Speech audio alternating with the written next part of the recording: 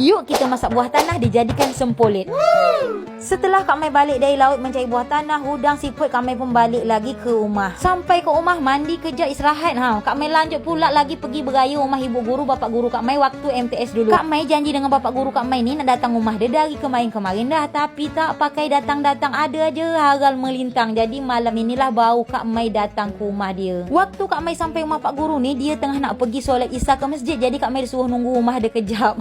Singkat cerita, pak guru pun dah balik dari masjid. Mika nak tahu apa yang dia kasih. Dia kasih dia pucuk paku. Mika nak tahu dari mana dia dapat. Dari rangsang daerah Bungau sana dia metik pucuk paku.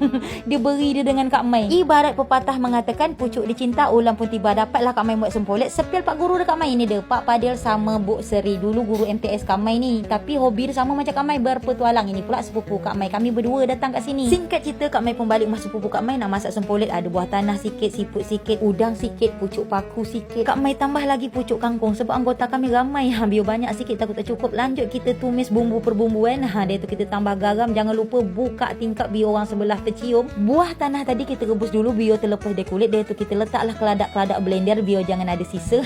Tak sempat sadar belum apa benda kita belum dapat nyepel dah selesai pula dia masak. Memang cepat betul. Setelah masuk sayur, pucuk paku, siput, buah tanah, terakhir kita letak lagi tepung sagu yang telah dibancuh dengan air, dicampur dengan air. Kita campur dekat kuah ni sambil diaduk-aduk sampai mengental, maka jadilah sempolit. Kalau bahasa orang Kepri, lendot. Macam inilah jadi dah kan. Sempolit pun dah masak. Yuk kita makan. Merasa juga orang rezeki apa Anas merapah pantai. Termeruk-meruk.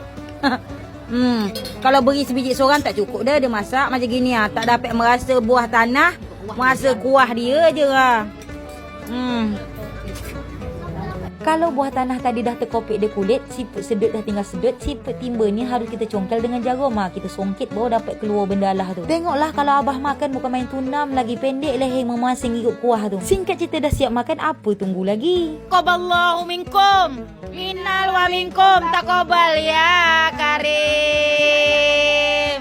Balik.